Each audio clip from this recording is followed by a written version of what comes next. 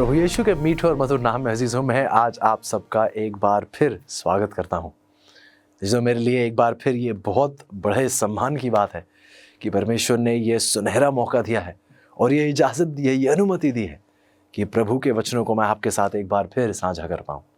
अजीज़ों, धन्यवाद ही हैं प्रभु के कि प्रभु ने कैसे सामर्थी रूप से इस भविष्यवाणी की पढ़ाई में लगातार हमारी अगुवाई की है। और आज हमारी यही प्रार्थना रहेगी कि एक बार फिर प्रभु एक ऐसी आशीष जो हम पर उंडेलने जा रहे हैं, जो हमें सुकून देगी, हमें प्रेरणा देगी और इस दुख भरे समाज में एक ऐसी आशीष देगी जो हमें प्रभु के आगमन के लिए बिल्कुल उसकी ओर आकर्षित करेगी। आइए प्रार्थना के साथ एक बार फिर शुरुआत करते हैं। आइए प्रार्थना करें। प्यारे परमेश्वर, धन्यवादी हैं, शुक्रगुजार है प्रभु इस महान आशीष के लिए जो आज आपने हम पर उंडेली है। प्रभु, आपका आभारी हूँ कि आपकी पवित्र आत्मा ने आपके लोगों को एक बार फिर वचन की ओर आकर्षित किया है। और प्रभु, आज हम एक बार फिर जब आपके वचन के अध्ययन में जाएं तो प्रभु विनती है कि हमारे विचार ना हो, हमारी सोच ना हो, प्रभु आपकी सोच, आपके विचार, आपके शब्द, आपका वचन हमें एक बार फिर बहाल कर दे और हम आपके आगमन के लिए तैयार पाए जाएं।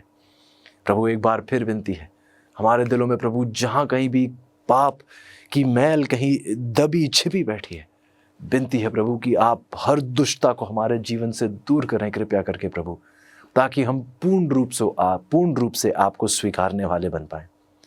धन्यवादी है प्रभु आपके सामर्थी वचन के लिए जो बार बार हमें आश्वस्त करता है, हमें एक सच्चाई देता है, हमारा ध्यान इस दुनिया से हटाकर परमेश्वर की ओर लगाता है। शुक्रिया अदा करते हैं प्रभु आपका इन सब आशीषों के लिए। प्रभु, एक बार फिर आपसे विनती है कि जब हम आपके वचन के अध्ययन में जाएं तो कृपया करके हमारी अगुवाई कीजिएगा प्रभु जी। विनती है कि आप हमें अपनी पवित्र आत्मा से परिपूर्ण कीजिएगा प्रभु जी, ताकि हम बहुतों को आपकी ओर आकर्षित करने वाले बन पाएं। प्रभु, हम कमज़ोर हैं प्रभु, लेकिन आप सामर्थी हैं प्रभु। विनती है कि आप अपनी सामर्थ में हमें अपने साथ खड़े होने की प्रेरणा, हिम्मत और आश्वासन दें प्रभु। ये सब कुछ हम आपके प्यारे बेटे प्रभु यीशु के नाम से मांगते हैं, आमीन आमीन। आप सबका एक बार फिर स्वागत है अजीज़ों, और उम्मीद करता हूँ कि परमेश्वर बहुतायत से हमारी अगुवाई आज करेंगे और आज की सच्चाई आपके दिलों में एक ऐसी ऊर्जा पैदा करेगी कि आप प्रभु के साथ सदा का जीवन बिताने के लिए आज ही प्रभु से विनती करेंगे कि आपको प्रभु तैयार करें। आज के हमारे पाठ का शीर्षक है उस अंतरिक्ष में एक विशाल शहर। शुरुआत में आपसे एक सवाल पूछना चाहूँगा अजीज़ों। सवाल यह कि क्या आप अपने सबसे पसंदीदा शहर की कल्पना कर सकते हैं? क्या आप याद कर सकते हैं आपके वो सबसे पसंदीदा शहर जो आपका पूरा दुनिया में, वो जहाँ कहीं भी वो शहर हो, क्या आप उसके बारे में अभी के अभी सोच सकते हैं? यदि आपने वो शहर अब चुन लिया है तो अब चाहूँगा कि आप मुझे ये बताइए, क्या वो शहर प्रदूषण से मुक्त है, उपद्रव से मुक्त है, लड़ाई झगड़ों से मुक्त है, अपराध से मुक्त है? यदि आप इस बारे में सोच रहे हैं तो आप शायद कह रहे हैं कि ये मैं क्या पूछ रहा हूँ, ये तो असंभव है, ऐसा कोई शहर हो ही नहीं सकता। ऐसा बाइबल हमें बताती है कि अंतरिक्ष में एक ऐसा विशाल शहर जरूर है।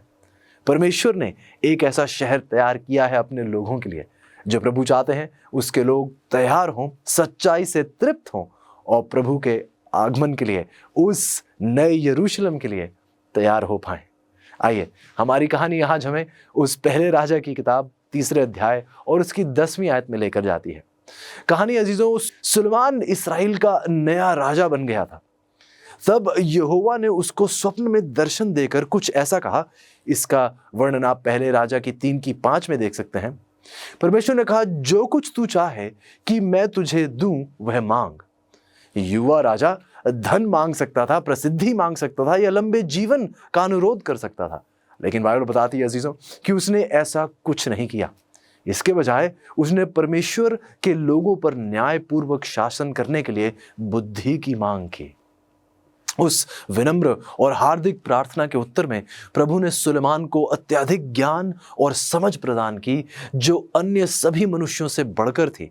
इसके साथ साथ परमेश्वर ने उसे प्रसिद्धि, धन और लंबे जीवन की भी आशीष दी।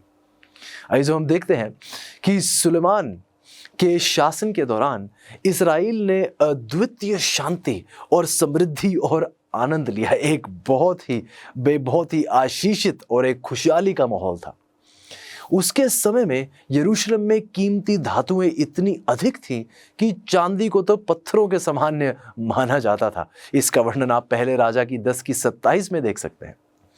हम देखते हैं अजीजों कि सुलेमान ने परमेश्वर के लिए एक संगमरमर और सोने के शानदार मंदिर के अलावा उसने अपने रथों और घोड़सवारों को रखने के लिए एक भव्य महल और आंगन और पूरे शहरों का भी निर्माण किया था। हर कस्बे में ऐसे महान विशाल पेड़ थे। इसी के साथ साथ शानदार फूलों के बगीचे भी थे। अजीजों, दुनिया भर के सम्राट और रईस लंबी यात्रा तय कर कर आते थे और उपहार लेकर आते थे इस राजा के लिए। वह आकर देखना चाहते थे, उस ज्ञान को सुनना चाहते थे जिसके लिए बहुत प्रसिद्ध था, एक ऐसा ज्ञान जो परमेश्वर ने इसे दिया था। हम इसका वर्णन पहले राजा की 10:24 में भी देख सकते हैं। इसी के साथ साथ अजीजों, हम देखते हैं कि बहुत से इन बड़ी हस्तियों में से एक रानी जिनका नाम शीबा था, वह दूर देश से एक समृद्ध और सुंदर रानी थी। वह खुद देखना चाहती थी कि क्या इस्राएल के राजा के बारे में जो बातें कही जाती हैं, जो खबरें उन्होंने सुनी हैं, क्या ये सच्ची भी हैं या नहीं। शीबा एक ऐसी रानी थी जो इस राजा के पास आई और उन्होंने सुलेमान से बहुत कठिन सवाल पूछे, और जब उन्होंने उसके शानदार जवाब सुने तो वह दंग रह गए।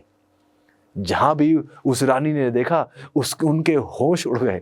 परंतु इस्राएल भी अपने चरम शिखर पर उस महिमा में राज्य की तुलना में कुछ भी नहीं है। सीसो, इस्राएल चाहे इतना बड़ा एक देश बन गया हो, सुलेमान पूरी दुनिया के लोग उसे देखने आते हो, उसके पूरे राज्य को देखने आते हो, लेकिन सच्चाई यह है कि इस्राएल अपने चरम शिखर पर भी उस महिमामय राज्य की तुलना में कुछ भी नहीं है जिसे परमेश्वर ने आपके और मेरे लिए तैयार किया है।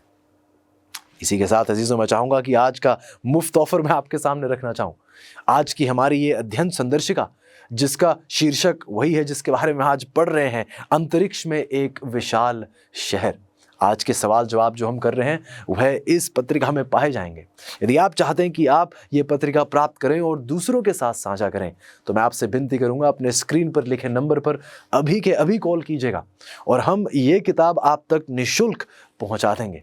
आप वहां वेबसाइट के माध्यम से भी इस किताब को ऑर्डर कर सकते हैं और एक बार फिर अजीजों, ये किताब मुफ्त आपके द्वार तक पहुंचा दी जाएगी। उम्मीद करता हूं अजीजों कि आप इस मुफ्त ऑफर का फायदा उठाएंगे, सच्चाई प्राप्त ही नहीं करेंगे बल्कि सच्चाई दूसरों के साथ भी साझा करेंगे। आइए इसी के साथ अपने पहले सवाल की शुरुआत करते हैं। सवाल पूछा जाता है, प्रभु यीशु ने अपने लोगों से क्या प्रतिज्ञा की थी?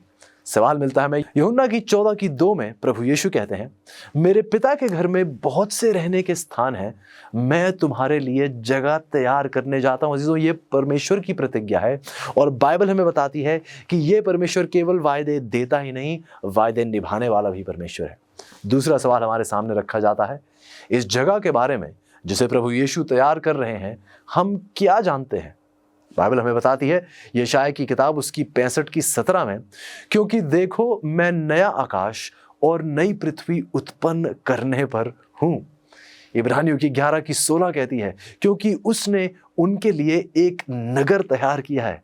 ऐसा बाइबल यकीनन हमें बहुत कुछ बताती है इस नगर के बारे में जो परमेश्वर हमारे लिए तय कर रहे हैं। लेकिन बहुत से लोगों के मन में एक सवाल है। बहुत से लोग पूछते हैं कि क्या स्वर्ग वास्तव में है या नहीं? कहीं ये कोई काल्पनिक सी जगह ही तो नहीं? आइए सुनते हैं बाइबल का क्या जवाब है। मत्ती की 5:5 में बाइबल कहती है, धन्य है वह जो नम्र है, क्योंकि वह पृथ्वी के अधिकारी होंगे। अजीजों, अद्भुतता की बात तो यह है कि परमेश्वर ने अपने लोगों के लिए एक नया आकाश, एक नई पृथ्वी, एक नया पवित्र नगर तैयार किया है। धर्मी लोग यीशु द्वारा बनाए गए शहर में एक शानदार घर प्राप्त करेंगे, जैसा प्रभु यीशु ने हमें अभी अभी यूहन्ना की 14:2 में बताया। अजीजों, गौर कीजिए कि परमेश्वर ने अपने लोगों के लिए एक नया आकाश, एक नई पृथ्वी और एक नया पवित्र नगर तैयार किया है। धर्मी लोग यीशु द्वारा बनाए गए शहर में एक शानदार घर में रहेंगे, जिसका वर्णन अभी अभी प्रभु यीशु ने यूहन्ना की 14:2 में किया है। लेकिन कहानी यही नहीं थम जाती। इसी के साथ साथ नई पृथ्वी पर एक शानदार ग्रामीण घर भी परमेश्वर के लोग पाएंगे, ये घर वह स्वयं बनाएंगे। इसका वर्णन आप यशायाह की 65 की 21 में देख सकते हैं। बाइबल देखिए क्या कहती है, वह घर बनाकर उनमें बसेंगे। ये जो आपने शायद बहुत सारे आलीशान महल देखे होंगे, यदि आप भारत देश में हैं तो भारत देश में भी एक ऐसा घर है जिसके कई सारे माले हैं।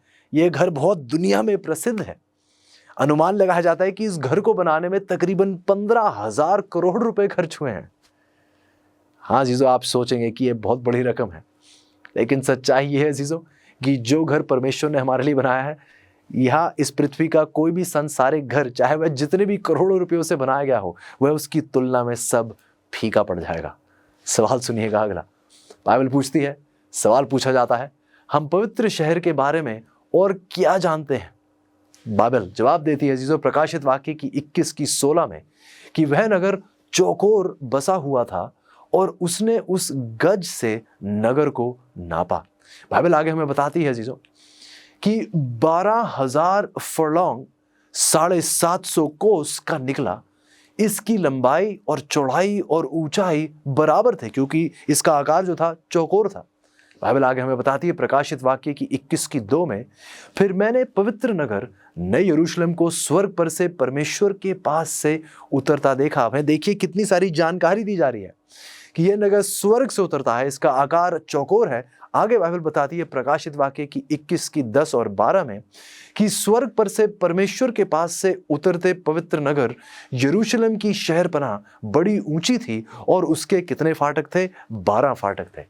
बाइबल आगे हमें बताती है प्रकाशित वाक्य की 21 की 18 में कि उसकी शहरपनाह यशब की बनी थी।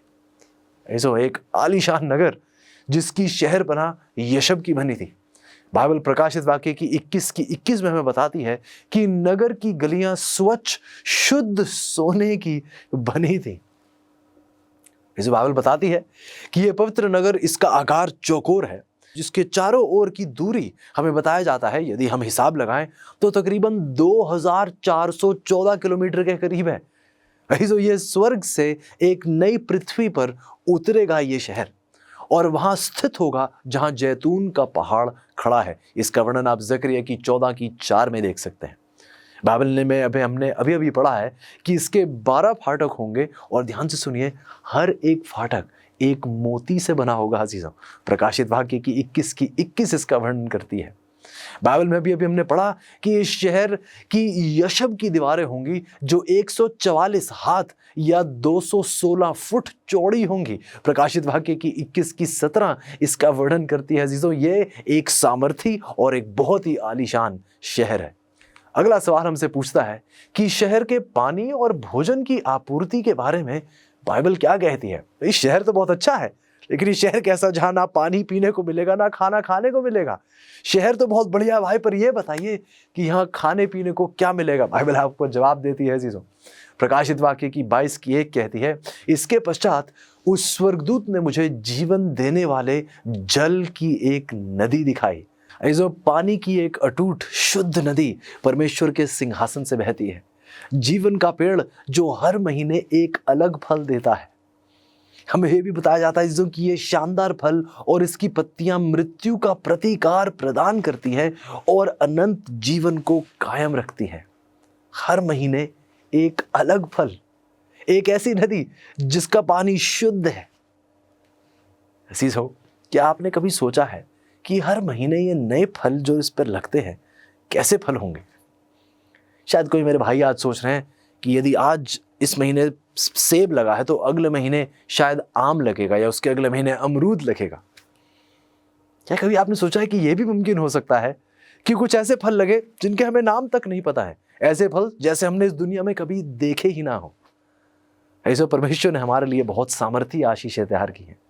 ऐसा क्यों है कि हम इस दुनिया के अंधकार में व्यस्त रहते हैं? हमारे विचार उस स्वर्गीय कनान की ओर क्यों नहीं रहते? उन आशीषों की ओर क्यों नहीं रहते? उस प्रभु की ओर क्यों नहीं रहते जो बहुत जल्द आपको और मुझे लेने के लिए आ रहा है? अजीजों, ऐसे बाइबल आगे बताती है कि इसके अतिरिक्त परमेश्वर के संत अपने देश के घरों में अपना भोजन स्वयं उगाएंगे। यशायाह की 65 की 21 हमें बताती है। हालांकि हम इस जीवन के वृक्ष से हम फल खा पाएंगे, लेकिन नई पृथ्वी पर बाइबल हमें बताती है कि हम अपना भोजन खुद भी उगा पाएंगे। परमेश्वर के लोगों का आहार अजीजों एक ऐसा आहार होगा जो उन्हें ऐसा पौष्टिक तत्व देगा, ऐसी पौष्टिक ताकत देगा कि अजीजों हम सामर्थी और निरोगी हमेशा के लिए परमेश्वर के साथ अनंत जीवन बिता पाएंगे। पर शायद कोई आज चिंतित है, सोच रहे होंगे कि ठीक है, ये देखने में आप वर्णन बहुत अच्छा कर रहे हैं, आपने ये फलों की बात की है, लेकिन स्वाद का बताइए, कुछ स्वाद कैसा होगा? सच्चाई तो अजीजों स्वाद अवर्णनीय रूप से स्वादिष्ट होगा और इसका पोषण मूल्य एकदम सही, एकदम सटीक, सर्वोत्तम होगा।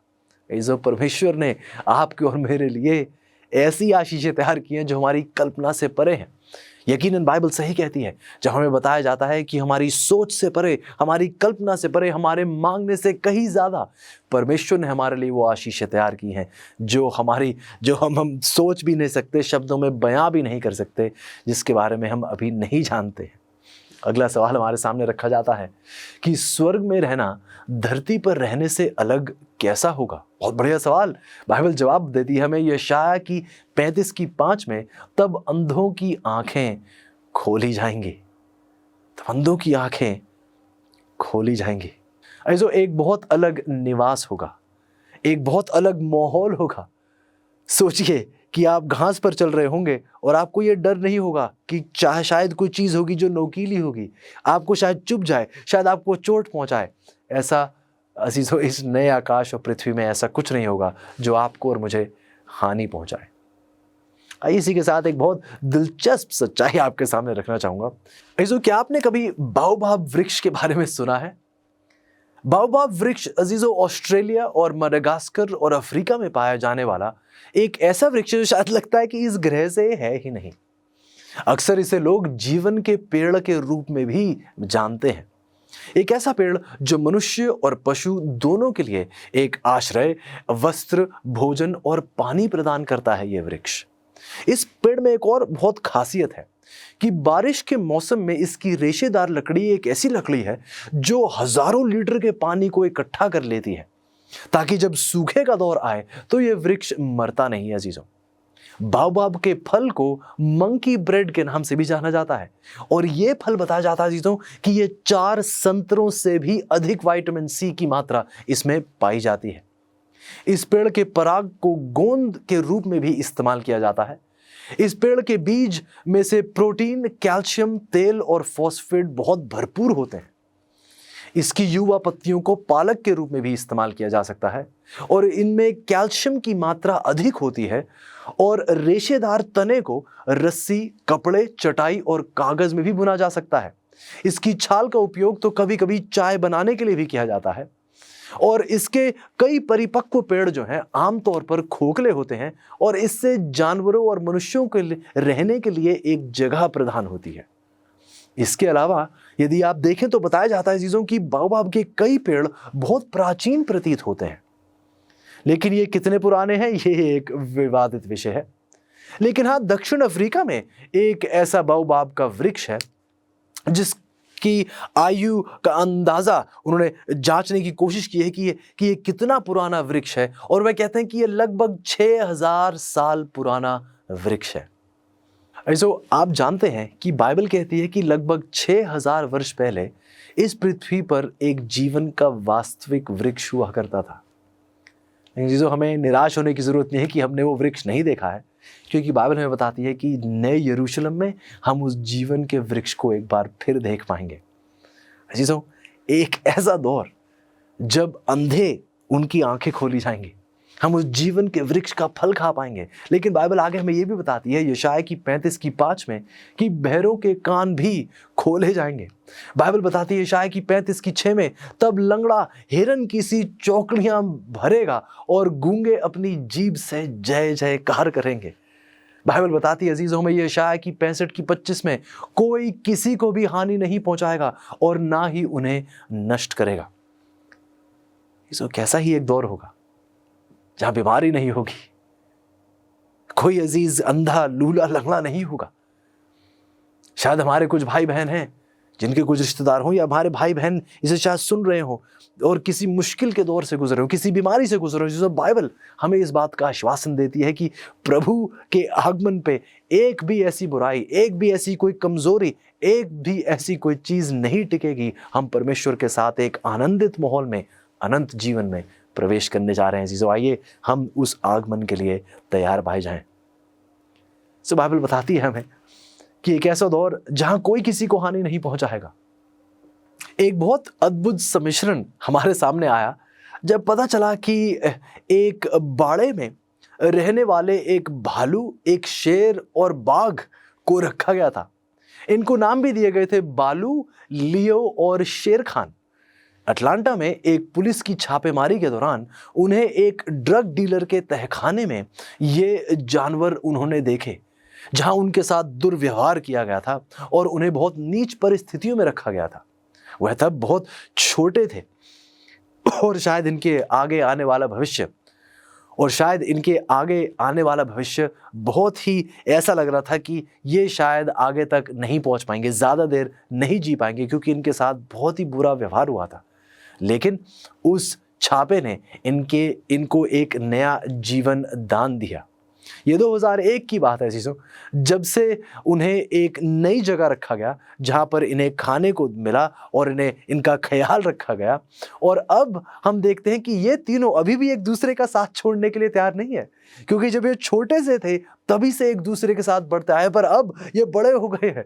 अब हम देखते हैं कि एक भालू, एक शेर और एक बाघ, एक सिंह, हम देखते हैं कि अभी भी एक दूसरे के साथ खेलते हैं, एक दूसरे के साथ सोते हैं, यहाँ तक कि एक दूसरे के बाल भी संवारते हुए नजर आते हैं।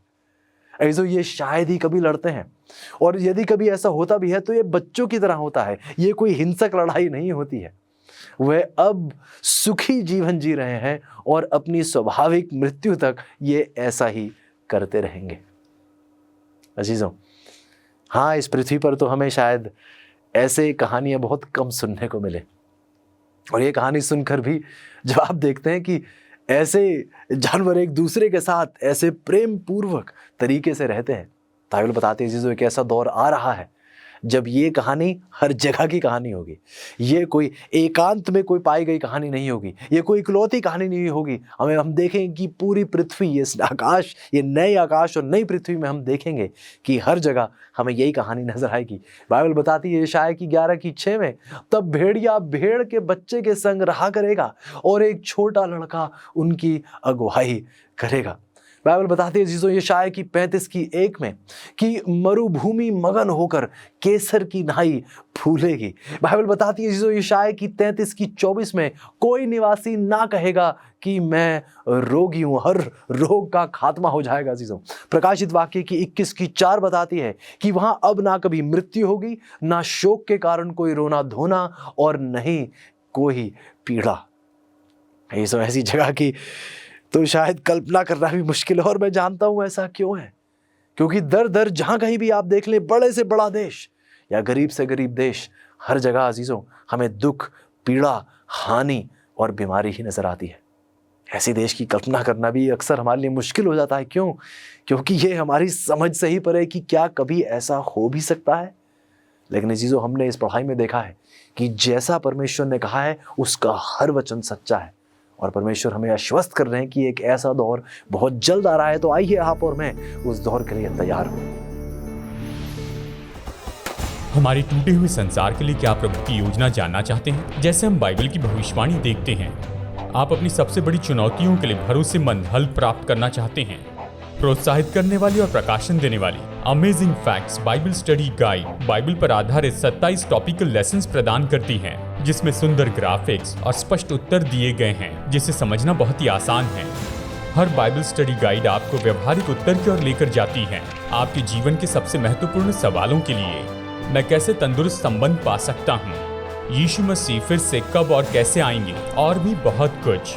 अपने भविष्य को अवसर पर मत छोड़िए, सत्य से अपने जीवन को बदल दीजिए। Amazing facts Bible study guide के द्वारा ये उपलब्ध हैं इंग्लिश, हिंदी, तमिल और तेलुगु भाषा में। तो इंतजार मत कीजिए, अपने स्टडी गाइड का पूरा सेट ऑर्डर कीजिए और विजिट कीजिए bookstore.aftv.in पर। अगला सवाल हमारे सामने रखा जाता है कि संतों के शरीर किस प्रकार के होंगे। बाइबल बताती है फिलिपियों की 3:20 और 21 में, प्रभु यीशु मसीह हमारी दीनहीन देह का रूप बदलकर अपनी महिमा की देह के अनुकूल बना देंगे। जिसको क्या आप सोच सकते हैं? बाइबल कहती है कि प्रभु यीशु अपनी महिमा की देह के अनुकूल हमारी देह को बना देंगे। कैसी महान आशीष। अगला सवाल पूछता है अजीजों हमसे कि क्या प्रभु यीशु का शरीर वास्तविक है या वह आत्मा है? वह अपनी वह महिमामय देह हमारे साथ साझा करेगा, लेकिन क्या प्रभु यीशु का शरीर वास्तविक है या आत्मा है? बाइबल हमें बताती है अजीजों, लूका की 24:39 में, मेरे हाथ और मेरे पांव को देखो कि मैं वही हूं, मुझे छूकर देखो, क्योंकि आत्मा के हड्डी मांस नहीं होता जैसा मुझ में देखते हो। अपने पुनरुत्थान के बाद अजीजों, बाइबल बताती है कि प्रभु यीशु का शरीर वास्तविक था, मांस और हड्डियों के साथ, जिसे आप छू सकते थे, आप महसूस कर सकते थे। चेलों ने पहले तो सोचा कि वह एक आत्मा है जब वह अचानक उनके सामने प्रकट हुआ, लेकिन जब उन्होंने उसे महसूस किया, उसे खाते हुए देखा, जैसे लूका की 24:40-43 में पाया जाता है, तो वे जान गए कि वह वास्तविक है। बल्कि 40 दिन बाद यीशु उन्हें बैथनिया में ले गए और स्वर्ग पर उन्हें उठाया गया, स्वर्ग में उठाया गया, जैसे लूका की 24:50 और 51 में पाया जाता है। स्वर्गदूत जो चेलों को दिखाई दिए थे, उन्होंने उनसे कहा, प्रेरितों के काम की 1:11 में, कि यही यीशु, ऐसा ही यीशु, मांस और हड्डियों वाला यही यीशु, जिस रीति से तुमने उसे स्वर्ग को जाते देखा है, उसी रीति से वह फिर आएगा। ऐसे हम देखते हैं कि प्रभु यीशु अपनी देह धारण के बाद से मनुष्यता के साथ एक ऐसे बंधन के साथ जुड़ गए हैं जो बंधन अनंत काल तक भी टूटा नहीं जा सकता। आगे देखिए, सवाल पूछा जाता है, और कौन सी उत्साहजनक प्रतिज्ञा बाइबल में पाई जाती है? आइए सुनते हैं। प्रेरितों के काम की 3:20 और 21 में लिखा है, और वह उस मसीह यीशु को भेजेगा, अवश्य है कि वह स्वर्ग में उस समय तक रहे जब तक कि वह सब बातों को सुधार ना कर ले, जब तक कि वह सब बातों का सुधार ना कर ले। प्रकाशित वाक्य की 14:4 कहती है, ये वह है जो जहां कहीं मेमना जाता है, वह उसके पीछे हो लेते हैं। अहिजो, हर एक महिमामय वस्तु जो पाप के प्रवेश से खो गई थी, परमेश्वर ने वायदा दिया है कि नए राज्य में वह चीजें पुनर्स्थापित की जाएंगी। सभी लोग वास्तव में एक दूसरे से प्यार, विश्वास और समर्थन में रहेंगे। ऐसे हम देखते हैं कि परिणाम स्वरूप और अधिक हिंसा नहीं होगी। हम देखते हैं, और कोई किसी के साथ विश्वासघात नहीं करेगा, दुर्व्यवहार नहीं करेगा, बेईमानी नहीं करेगा, चुगली नहीं करेगा, असुरक्षा नहीं होगी, खतरा नहीं होगा, निराशा नहीं होगी, किसी दिल पर कोई दर्द नहीं पहुंचेगा, और अनंत काल तक अजीजों हम आनंदमय, सुखी, संतुष्ट, बहुतायत का जीवन परमेश्वर के साथ बिता पाएंगे। अगला सवाल सुनिएगा अजीजों, क्या इस जीवन की दुखद या दर्दनाक यादें लोगों को स्वर्ग में परेशान करेंगी? क्या परमेश्वर ऐसा होने देंगे? बाइबल हमें बताती है अजीजों, यशायाह की 65:17 में, पहली बातें स्मरण ना रहेंगी और सोच विचार में भी ना आएंगी। यदि आप उस शब्द पर गौर कर रहे हैं, जो हिंदी में जिसका अनुवाद किया गया है सोच विचार, इसका बेहतर अनुवाद होगा कि ये हृदय पर नहीं बनेंगी, हृदय में नहीं बढ़ेंगी। प्रभु हमसे ये प्रतिज्ञा कर रहे हैं अजीजों कि पृथ्वी के दुख स्वर्ग में परमेश्वर के लोगों को दुख नहीं देंगे, उन्हें नहीं सताएंगे। ये परमेश्वर का वायदा है। अगला सवाल हमसे पूछता है कि क्या पृथ्वी के लोग परमेश्वर के नए राज्य में एक दूसरे को पहचानेंगे? क्या हम एक दूसरे को पहचान पाएंगे अजीजों? बाइबल हमें बताती है 1 कुरिन्थियों की 13:12 में कि उस समय ऐसी पूरी रीति से पहचानूंगा जैसा मैं पहचाना गया हूं। जी हाँ अजीजों, हम वास्तव में एक दूसरे को हमारे रूप, हमारे चाल चलन, हमारे बोल चाल आदि से पहचान लेंगे। स्वर्ग में एक दूसरे को पहचानने की हमारी क्षमता में बल्कि सुधार होगा। स्वर्ग पूरी तरह से एक शानदार पारिवारिक पुनर्मिलन स्वर्ग में हम होते हुए देखेंगे। अगला सवाल अजीजों हमसे पूछता है कि परमेश्वर ने अपने आने वाले राज्य के बारे में और कौन सी रोमांचक प्रतिज्ञाएं की हैं। आइए सुनते हैं। यशायाह की 35:10 कहती है, यहोवा के छुड़ाए हुए लोग लौटकर जय जयकार करते हुए सियोन में आएंगे और उनके सिर पर सदा का आनंद होगा। भजन संहिता की 16:11 कहती है, सुख सर्वदा बना रहता है। जकरिया की 8:5 कहती है कि नगर के चौक खेलने वाले लड़कों और लड़कियों से भरे रहेंगे। यशायाह की 40 की 31 कहती है, वह दौड़ेंगे और श्रमित ना होंगे, चलेंगे और थकित ना होंगे। आगे बाइबल कहती है, वह नया बल प्राप्त करते जाएंगे, वह उकाबों की नाई उड़ेंगे। अजीजों, प्रकाश से भी तेज गति से संत स्वर्गदूतों की तरह उड़ सकेंगे। अजीजों, हमारी कल्पना से ये बातें बहुत परे हैं, क्योंकि हम देखते हैं कि ये सब चीजें अजीजों, ये हमारी ताकत नहीं होंगी, ये हमारी सामर्थ्य नहीं होंगी, ये सब हम अपनी ताकत में नहीं कर पाएंगे, क्योंकि ये सब चीजें हमें विरासत में मिलेंगी। जैसे प्रकाशित वाक्य की 21 की 7 हमें बताती है, हम अन्य ग्रहों की यात्रा कर सकेंगे। वहां पहुंचने में हमें केवल कुछ ही क्षण लगेंगे। आज देश से देश या एक ही देश में एक शहर से दूसरी शहर में यदि आप हवाई जहाज से उड़ान करें तो काफी समय लग जाता है, लेकिन एक ऐसा दौर जब कुछ ही क्षणों में आप एक ग्रह से दूसरे ग्रह में पहुंच जाएंगे। पवित्र शास्त्रों के अनुसार अजीजों, परमेश्वर के अन्य संसार परमेश्वर ने बनाए हैं, और ये ऐसे अन्य संसार हैं जो पाप में नहीं गिरे हैं। इनका वर्णन आप अय्यूब की 1 की 6 में देख सकते हैं, इब्रानियों की 1 की 2 और इब्रानियों की 11 की 3 में इनका वर्णन देख सकते हैं। हम बहुत से ऐसे ग्रहों पर जाने वाले बन पाएंगे परमेश्वर के साथ। आगे देखिए, अगला सवाल हमसे पूछता है कि क्या हम परमेश्वर के नए राज्य का शब्दों द्वारा पर्याप्त रूप से वर्णन कर सकते हैं? बाइबल के शब्द सुनते हैं। जो पहले कुरिन्थियों की 2 की 9 कहती है कि जो आंखों ने नहीं देखी और कानों ने नहीं सुनी और जो बातें मनुष्य के चित्त में नहीं चढ़ी, वह यही हैं जो परमेश्वर ने अपने प्रेम रखने वालों के लिए तैयार की हैं। जैसी आपने सोची नहीं है, जैसे आपने देखी नहीं है, ऐसी आशीषें परमेश्वर ने अपने लोगों के लिए तैयार की है। जो आप और मैं हमारी वर्तमान स्थिति में उन अद्भुत चीजों की कल्पना करने में सक्षम नहीं है जिन्हें परमेश्वर ने अपने बच्चों के लिए तैयार किया है। कोई भी शब्द, विचार या स्वप्न भी वास्तव में स्वर्ग के शानदार आनंद और खुशी को चित्रित नहीं कर सकता है। बढ़िया से उम्दा शब्द भी उस स्वर्ग का वर्णन नहीं कर सकते हैं। इससे कोई फर्क नहीं पड़ता अजीजों कि हम पृथ्वी पर क्या सहते हैं। सच्चाई तो यह है कि स्वर्ग में होना पृथ्वी के सभी इन परेशानियों से कई ज्यादा अधिक होगा। ये परमेश्वर का वायदा है रोमियो की 8 की 18 में। इसी के साथ हमारा अगला सवाल, परमेश्वर के नए राज्य का सर्वोच्च पुरस्कार क्या है? वहां होने का सबसे बड़ा पुरस्कार क्या होगा? हाँ, सोने की सड़कें होंगी, अलग अलग ग्रह पे जा पाएंगे, उड़ पाएंगे, लेकिन परमेश्वर के इस नए राज्य का सर्वोच्च पुरस्कार क्या है? आइए सुने। प्रकाशित वाक्य की 21 की 3, परमेश्वर स्वयं उनके साथ रहेंगे। इससे शायद कोई बेहतर सच्चाई ही नहीं है। चाहे सोने की सड़कें ना हो, किसी ग्रह देखने को ना मिले, चाहे हमारे पास पंख ना हो या ये सारे फल ना हो, ये जीवन की नदी, यदि ये कुछ ना हो, यदि परमेश्वर हमारे साथ होंगे तो अजीजों एक ऐसा माहौल होगा जो अजीजों हमारी कल्पना से बहुत परे है। एक ऐसा माहौल जैसा ये दुनिया ना जानती है, जैसा ये दुनिया हमें नहीं दे सकती है। एक ऐसा माहौल जो परमेश्वर ने अपने लोगों के लिए तैयार किया है। ऐसा विश्वास करें कि जो परमेश्वर ने कहा है वो जरूर परमेश्वर पूरा करेंगे। प्रभु पर भरोसा करें, क्योंकि परमेश्वर वास्तव में नई पृथ्वी में अपने लोगों के साथ रहेंगे। यह परमेश्वर का वायदा है। आनंद और महिमा के लिए इसकी तुलना किसी से भी नहीं की जा सकती है अजीजों, इसकी तुलना किसी और चीज से नहीं की जा सकती। हमारा अगला सवाल हमसे पूछता है, ऐसा क्या है जो लोगों को परमेश्वर के स्वर्गीय राज्य से वर्जित करेगा? क्या आज कुछ ऐसा है अजीजों जो आज आपको और मुझे परमेश्वर के उस स्वर्गीय राज्य में प्रवेश करने से रोक सकता है?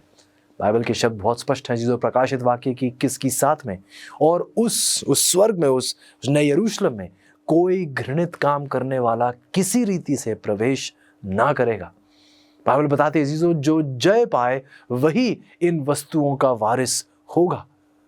जो सच्चाई आप अच्छे से जानते हैं कि पाप अशुद्ध करता है और इसलिए पाप को उस स्वर्ग में जाने की अनुमति नहीं दी जा सकती, अन्यथा विद्रोह फिर भी एक बार फिर शुरू हो सकता है। अजीजों, परमेश्वर का एक ऐसा राज्य है जो निष्कलंक और शुद्ध है और परमेश्वर इसे बरकरार रखेंगे। तो फिर पाप के बारे में आप और मैं क्या कर सकते हैं? बाइबल हमें बताती है पहले यूहन्ना की 1 की 9 में कि यदि हम अपने पापों को मान लें तो हमारा परमेश्वर हमारे पापों को क्षमा करने और हमें सब अधर्म से शुद्ध करने में विश्वास योग्य और धर्मी है। क्यों? क्योंकि प्रभु तो चाहते हैं कि आप और मैं, उसकी संतान, उसके साथ अनंत जीवन बिताने वाले बन पाए। ऐसो क्यों नहीं हम आज और अभी परमेश्वर के समीप आकर अपने पापों को अंगीकार करें, परमेश्वर को सौंप दे, और उसका वायदा है कि वो हमें क्षमा देंगे और हमें एक नया जीवन प्रदान करेंगे। ऐसो परमेश्वर सच्चे हैं और परमेश्वर चाहते हैं कि हमें शुद्ध किया जाए ताकि हम उसके साथ अनंत काल बिताने वाले बन पाए। अगला सवाल सुनिएगा। प्रभु यीशु के अनुसार इस जीवन और अगले जीवन में सफलता का सूत्र क्या है? जवाब हमें दिया जाता है मत्ती की 6:33 में। इसलिए पहले तुम परमेश्वर के राज्य और उसकी धार्मिकता की खोज करो, तो ये सब वस्तुएं भी तुम्हें मिल जाएंगी।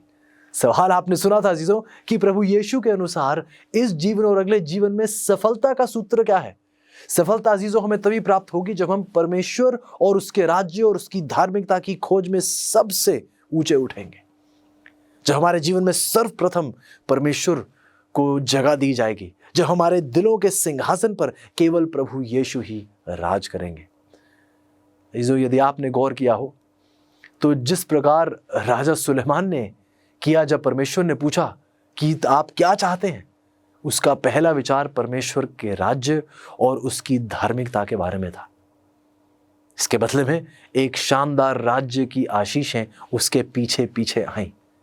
अजीजों, ऐसा सिर्फ सुलेमान के लिए नहीं, आज आपके और मेरे लिए भी होगा जब हम सबसे पहले सर्वप्रथम परमेश्वर के राज्य की खोज करेंगे, परमेश्वर की धार्मिकता की खोज में जाएंगे। परमेश्वर आज आपको और मुझे पुकार रहे हैं। शायद आप एक बहुत आलीशान शहर में रहते हो या फिर आप एक छोटे से कस्बे में रहते हो। सवाल आज अजीजों ये है कि क्या हम इस दुनिया की दुख और पीड़ा से थक टूट नहीं चुके हैं? परमेश्वर आज चाहते हैं अजीजों कि हम इस दुनिया से अपना ध्यान उठाकर उस परमेश्वर की ओर लगाएं, उस नगर की ओर सोचें जो परमेश्वर ने अपने लोगों के लिए तैयार किया है। और प्रभु चाहते हैं अजीजों कि हमारा ध्यान उन स्वर्गीय बातों पर हो, इन दुनियावी बातों पर नहीं। जो आज हमारे हर दुख, हमारे हर संकट, हमारी हर परेशानी का हल आज हमारे सामने है, वो हमारा अपना प्रभु यीशु है। आपसे गुजारिश करूंगा अजीजों कि एक पल की भी देरी ना करें, अपना संपूर्ण जीवन उसके हाथों में सौंप दें।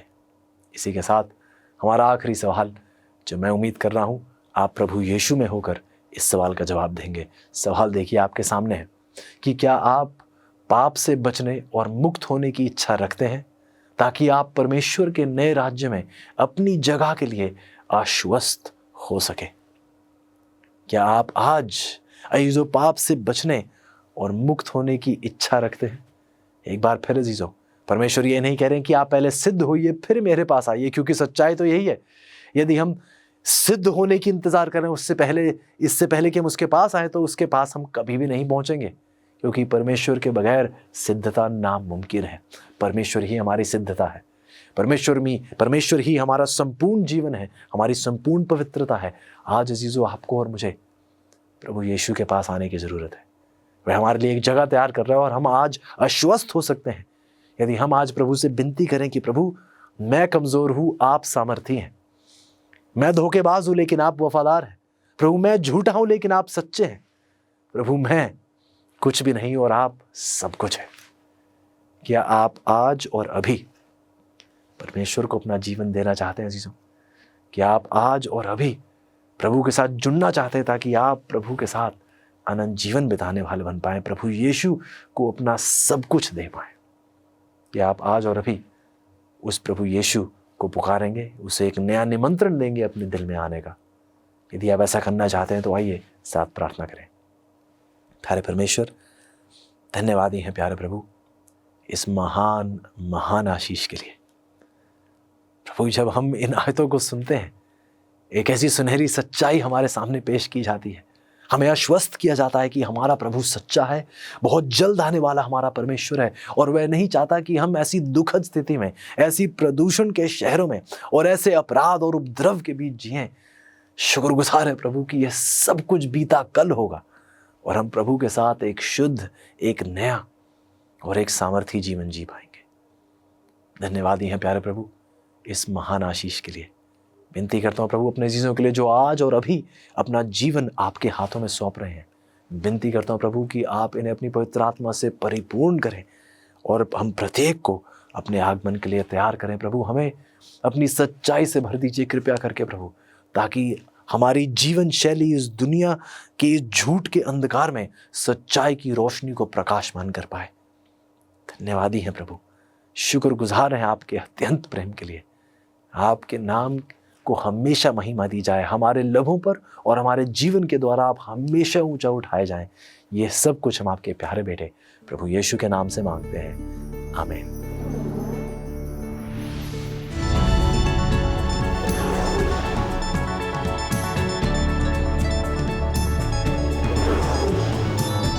तो संसार में सबसे महान ज्योति कौन सी है? तो शायद आप कहें सूरज। हम कह रहे हैं कि सबसे ज्योतिर्मय जगह संसार में कौन सी है? ये तो लॉस वेगस के इस पिरामिड के आकार के होटल की रोशनी है जिसका नाम है लक्सर। यहाँ इस होटल में एक कमरा है जिनमें 39 वॉशिंग मशीन के आकार के जीनॉन बल्ब्स हैं और हर एक बल्ब के लिए 7000 वॉट्स की जरूरत है और ये सब मिलकर लगभग 40 बिलियन मोमबत्ती की रोशनी पैदा करती हैं। कल्पना कीजिए कि लक्सर होटल का हर महीने का इलेक्ट्रिक बिल कितना होगा। ये रोशनी इतनी तेज है कि हवाई जहाज 250 मील दूरी पर से इसे देख सकते हैं और इनकी लाइट स्पेस में 10 मील की दूरी तक जाती है। मतलब अगर आप आसमान में उड़ रहे हैं तो वहां पर अखबार पढ़ सकते हैं। और आपने अनुमान लगाया होगा कि ये सबसे तेजोमय ज्योति संसार में कीड़ों को आकर्षित करती है। ये छोटे कीड़े, चमगीदड़ और दूसरे कीड़ों को आकर्षित करती है और अपना वातावरण इस होटल पर बनाती है। संसार की सबसे बड़ी ज्योति के बारे में दुख की बात यह है, यानी खास करके जब रात की हवा साफ होती जिसमें कोई पार्टिकल्स नहीं होते हैं तो रोशनी किसी से टकराती नहीं है और ये अदृश्य होती है, तो ये बस खाली जगह पर ऊपर जाती है। संसार की सबसे तेजोमय ज्योति किसी को नहीं दर्शाती। जानते हैं बाइबल कहती कि एक और ऐसी महान ज्योति है और वो तो परमेश्वर के वचन की ज्योति है। भजन संहिता 119 वचन 105 में कहता है, तेरा वचन मेरे पैरों के लिए दीपक और मेरे मार्ग के लिए उजियाला है। और फिर भी बहुत से लोग अंधकार में चल रहे हैं और यीशु ने आगे ये भी कहा, अगर आपके पास ये ज्योति है तो उसे झाड़ियों में न दबाएं, लेकिन उसे तेजों में होकर दूसरे लोगों को ज्योतिर्मय करने दें। यीशु ने कहा मत्ती अध्याय 5 में, अपनी ज्योति को चोटी पर रखे ताकि सभी लोग उसे देख सके। ज्योति से केवल तब लाभ होता है जब ये दूसरे लोगों के जीवन में आती है। परमेश्वर चाहता है कि हमारी ज्योति दूसरे लोगों के जीवन को ज्योतिर्मय करें। तो क्या परमेश्वर के लिए तेजोमय है? याद रखिए यीशु ने कहा कि ज्योति हो जाए।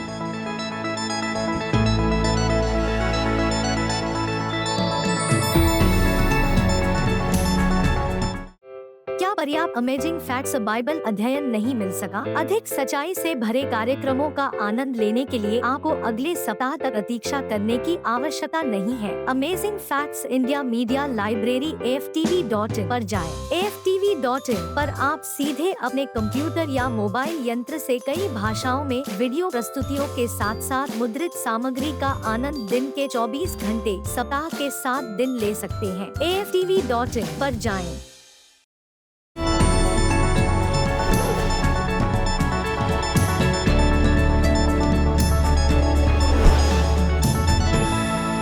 दोस्तों, हम यहाँ पैसिफिक ओशन में हैं और ये फीजी आइलैंड के पास में है। हम गहराई की अद्भुत बातों को देखने के लिए तैयार हो रहे हैं। बाइबल कहती परमेश्वर ने आकाश, पृथ्वी और समुद्र को बनाया। समुद्र के नीचे बहुत सी सुंदर बातें हैं जो बहुत से लोगों ने नहीं देखी हैं। कुछ लोग बस ऐसे ही ऊपरी सतह पर रहना चाहते हैं, लेकिन अगर समुद्र का महाप्रताप देखना है तो गहराई में जाना होगा।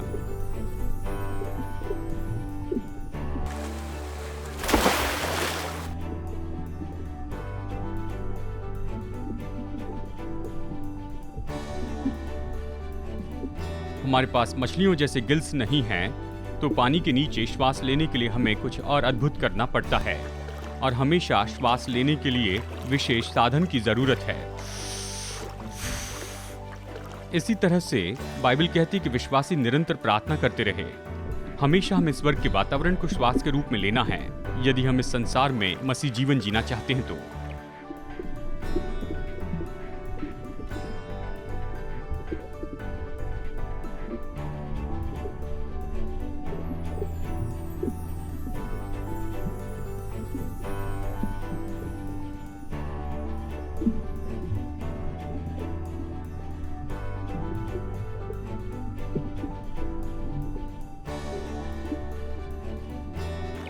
वाह, कितना अद्भुत संसार है।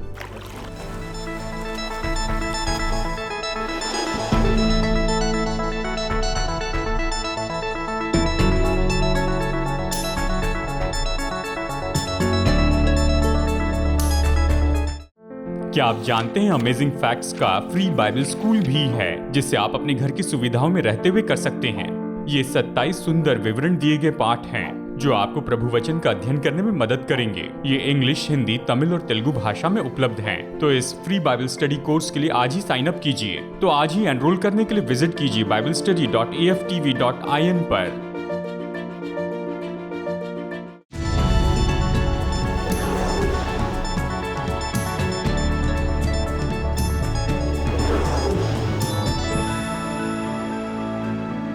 मैं यहाँ पर सुंदर टापू के देश फिजी में हूँ, जो कि अद्भुत जानवरों से भरा है। बहुत सी हरियाली है और बहुत उत्तम सीनरी है। यहाँ पर के लोग तो दुनिया में सबसे बेहतर हैं, लेकिन यह हमेशा ऐसे नहीं था। एक समय से नरभक्षी टापू के रूप में जाना जाता था। फिजी योद्धा साउथ पैसिफिक में सबसे बड़े योद्धा थे और उनसे बहुत लोग डरते थे। अभी आप अनुमान लगा सकते हैं कि क्यों इस हथियार का वो उपयोग करते थे कि अपने शत्रु की गर्दन को तोड़ दें। और मिशनरी को मार कर खाने के पहले वो एक दूसरे से युद्ध करते थे और एक दूसरे को खाते थे। अगर आप इस टापू के अलग अलग टूरिस्ट लोकेशन पर जाएं, तो वो उनके कांटे के ऐसे रीमेक आपको देंगे जिससे मनुष्य का दिमाग खाया जाता था। सच में एक जनजाति के मुखिया थे, रैटू उड्रे उड्रे, जो 1800 की सदी में थे। Guinness book of world record में उनका नाम है कि उन्होंने बहुत से लोगों को खाया। वो किसी भी मनुष्य को खाने के बाद में एक पत्थर यहाँ पर फेंकते थे। जिंदगी के अंत में बहुत से पत्थरों का ढेर उन्होंने लगाया। अनुमान लगाया जाता है कि उन्होंने लगभग 900 मनुष्यों को खाया। मेरे प्रभु, जानते हैं फिजी के लोग ही ऐसे नहीं जो कि पहले नरभक्षी हुआ करते थे, लेकिन बाइबल ये कहती है कि हम सब लोग इस योग्य हैं कि हम नरभक्षी हो जाएं। गलातियों 5:15 कहता है, पर यदि तुम एक दूसरे को दांत से काटते और फाड़ खाते हो, इसका मतलब है पीठ पीछे बोलने से लोगों का हम अपमान करते हैं। एक विख्यात मिशनरी पैटिक, जब वह ऐसे ही नरभक्षी टापू पर जा रहे थे, उनके परिवार और दोस्तों ने कहा कि मत जाइए, नहीं तो तुम्हें खा लिया जाएगा। उन्होंने कहा, इससे कोई फर्क नहीं पड़ता कि मेरे मरने के बाद मुझे कीड़े खाए या नरभक्षी लोग मुझे खाए, जब तक कि मैं प्रभु की इच्छा में बने रहूं।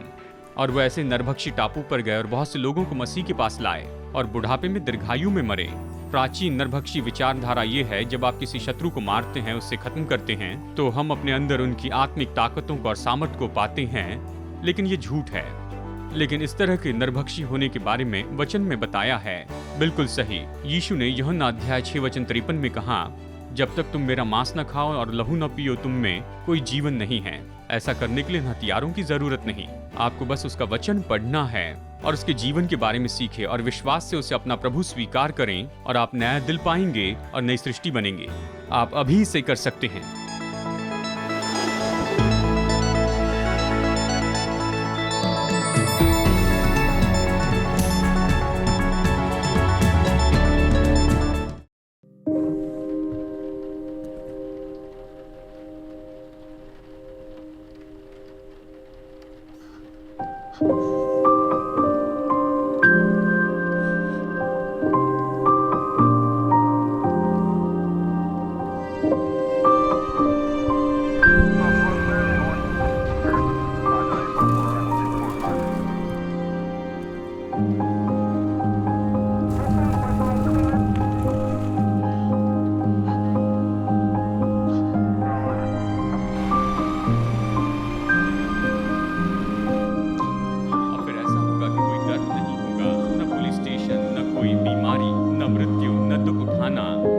असली बात है दोस्तों, हमारे संसार का ये दुख तो परमेश्वर की योजना के अनुसार नहीं था।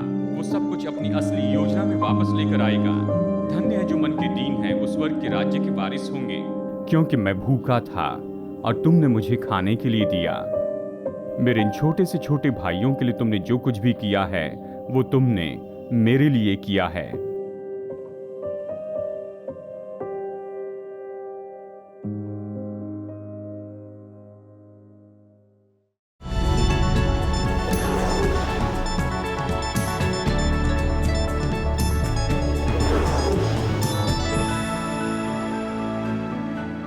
हेलो दोस्तों, हम यहाँ फिलीपींस में हैं।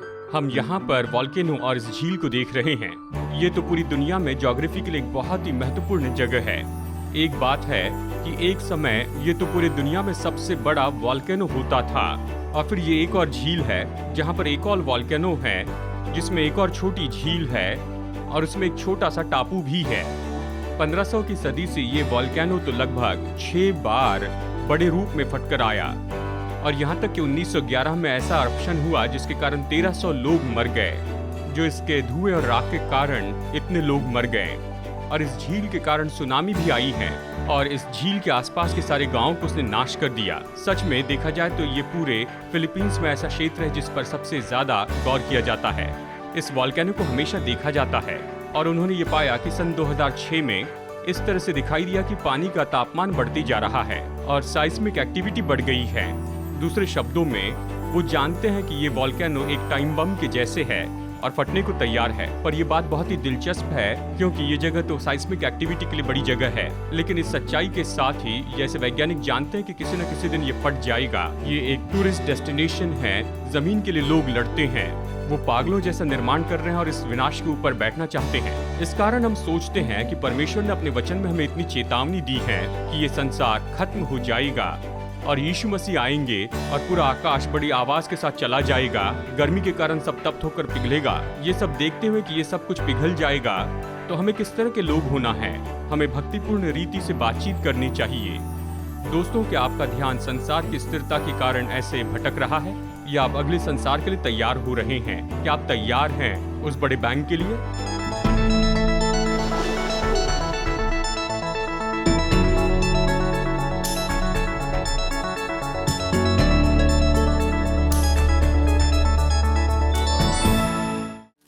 पेड़ सुंदर होते हैं, और क्या यह आश्चर्यजनक नहीं है कि पेड़ बनाने के लिए आवश्यक सब कुछ एक छोटे से बीज के अंदर पाया जा सकता है?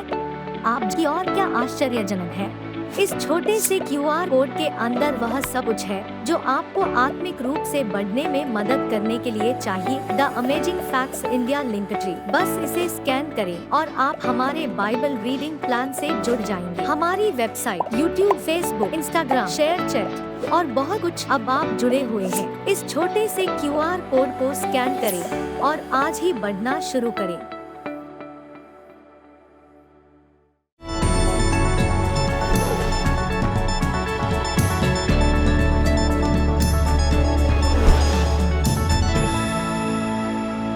आज के स्मार्टफोन में ये पूरी संसार की जानकारी है जो आपके हाथ की हथेली में आ जाती है, और हमारे अंगूठे से हम काम करते हैं। इससे अपने सामान खरीद सकते हैं, कसरत की रेजिम को पूरा कर सकते हैं, वीडियो देख सकते हैं, संगीत सुन सकते हैं। आप इंटरनेशनल वर्ल्ड वाइड वेब को देख सकते हैं, जो कि शायद हमेशा अच्छी बात ना हो। और क्या आप जानते हैं कि इसमें बहुत ज्यादा कंप्यूटर प्रोसेसिंग टेक्नोलॉजी है। इस छोटे से स्मार्टफोन में नासा ने मनुष्य को चांद पर पहुंचाने के लिए जो उपयोग किया उससे बढ़कर है। और मैं तो भूल ही गया, फोन कॉल करने के लिए इसका उपयोग होता है, लेकिन आज इसे कौन करता है? आज की बातचीत में कोई वाक्य ही नहीं रहते हैं, ये तो बस शॉर्ट मैसेज सर्विसिंग है या फिर SMS टेक्सटिंग है। बिल्कुल सही, लगभग इस पूरे संसार में 2.5 बिलियन लोग हैं जो अपने दूसरे मनुष्यों के साथ में संपर्क करते हैं शॉर्ट बाइट्स में, जिसे टेक्सटिंग कहते हैं। और इसके लिए ज्यादा डाटा उपयोग होता है वेब सर्फिंग या फिर वीडियो गेम खेलने से भी बढ़कर। और दोस्तों, इससे बढ़कर कहीं उपयोग नहीं होता यहाँ फिलीपींस से बढ़कर। और बस फिलीपीन में तो 100 मिलियन लोग रहते हैं, लेकिन ये भेजते हैं इतने ज्यादा टेक्स्ट मैसेज जो पूरे संसार की तुलना में बढ़कर हैं। ये तो 12वां सबसे बड़ा देश है, लेकिन ये भेजते हैं 400 मिलियन टेक्स्ट मैसेजेस प्रतिदिन। वाव, ये तो उंगलियों का बहुत उपयोग है। हालांकि फिलीपींस में सबसे ज्यादा टेक्स्ट किए जाते हैं, सबसे तेजी से टेक्स्ट करने वाला रिकॉर्ड तो ब्राजील के नाम पर है। एक जवान जिनका नाम है मार्सेल फर्नांडिस फाइलो, और वो टेक्स्ट कर सकते हैं 25 ऐसे उलझे हुए शब्द लगभग 18 सेकंड में ही। वाह, अगर मैं अपनी पत्नी को टेक्स्ट करूं आई लव यू तो इसके लिए ज्यादा समय लगता है, और सेंड प्रेस करूं अंगूठे से। टेक्सटिंग के बारे में खासियत यह है कि आप कहीं भी टेक्स्ट भेज सकते हैं। लोगों में घिरे और आप व्यक्तिगत संदेश भेजना चाहते हैं तो टेक्स्ट भेजते हैं। अगर आप सबवे में हैं या फिर एयरपोर्ट पर हैं तो टेक्स्ट भेज सकते हैं। अगर आप शोर में घिरे हुए हैं या शोर करने वाले लोगों में हैं तो टेक्स्ट करें, बस ड्राइविंग करते हुए टेक्स्ट न करें। ये बहुत ही अद्भुत है दोस्तों। आप हमेशा संदेश दे सकते हैं परमेश्वर को प्रार्थना के द्वारा। जब आप सोच रहे हैं मैं कौन से स्कूल में जाऊं या फिर मैं कौन सी नौकरी करूं, मैं किससे मिलूं जो मेरे भविष्य का जीवन साथी हो सकता है। आपकी प्रार्थना लंबी न होने पाए। बाइबल की सबसे छोटी प्रार्थना 3 शब्दों की है। पतरस ने कहा, प्रभु मुझे बचा ले, और यीशु ने इसका जवाब दिया। चाहे आप कितनी भी रफ्तार से टेक्स्ट करते हैं, जब आप प्रभु से बातें करते हैं, जानते हो आपसे क्या मांगता है? आपकी प्रार्थना सुनता है आपके आमीन कहने के पहले ही, सेंड बटन दबाने के पहले। सच में दोस्तों, आप प्रभु को प्रसन्न करेंगे जब आप उसे रेगुलर मैसेज भेजेंगे अपने दिल से उसके पास। तो क्यों न अभी इस समय उससे बात कर ले।